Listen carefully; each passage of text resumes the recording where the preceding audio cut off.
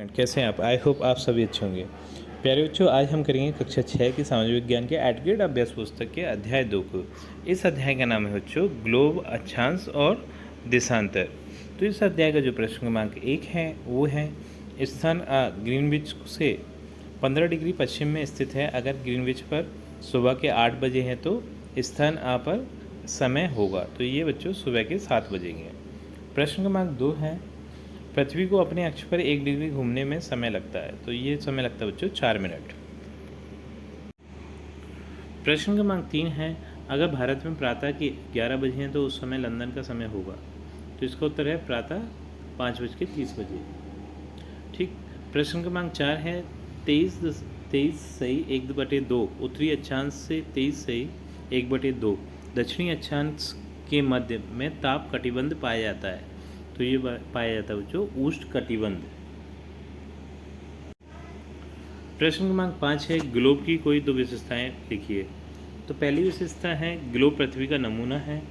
दूसरी है ग्लोब पर देश महासागरों को दर्शाया जाता है। प्रश्न क्रमांक 6 है पृथ्वी का आकार ध्रुवों तथा मध्य में कैसा है।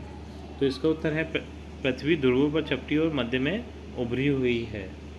प्रश्न क्रमांक 7 है विषुवत रेखा पृथ्वी को कौन से 2 बराबर भागों में बांटती है।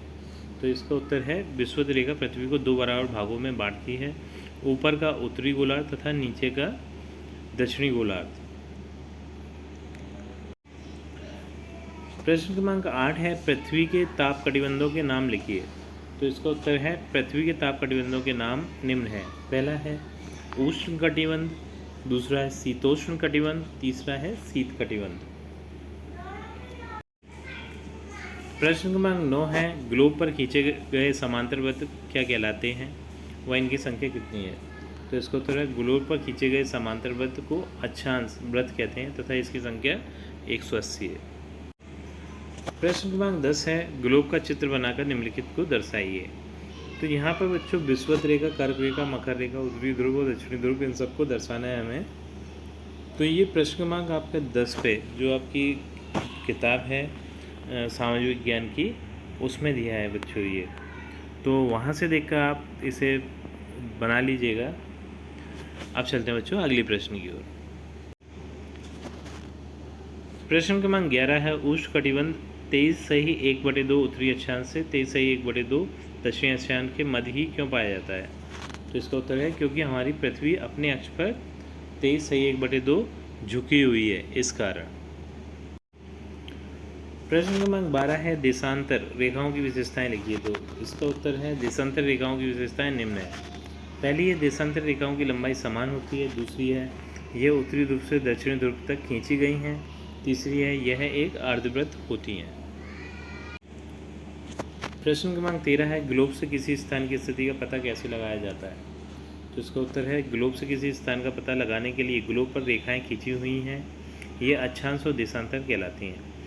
इन्हीं रेखाओं की सहायता से हम किसी स्थान की स्थिति का निर्धारण करते हैं।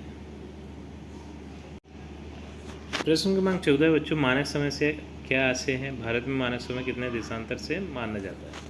तो इसका उत्तर है मानक समय वह है जो किसी देश या विस्तृत भूभाग के लोगों के व्यवहार के लिए स्वीकृत होता है। भारत में 82 सही 1/2 डिग्री पूर्वी देशांतर यामयोत्तर को मानक समय माना जाता है। तो बच्चों इसी प्रश्न के उत्तर के साथ हमारी ये वीडियो कंप्लीट होती है। आई थिंक ये वीडियो आपको पसंद आई होगी। यदि वीडियो आपको पसंद आई है तो वीडियो को लाइक करिए, चैनल को सब्सक्राइब करिए। आपसे मिलते हैं अपनी अगली वीडियो में।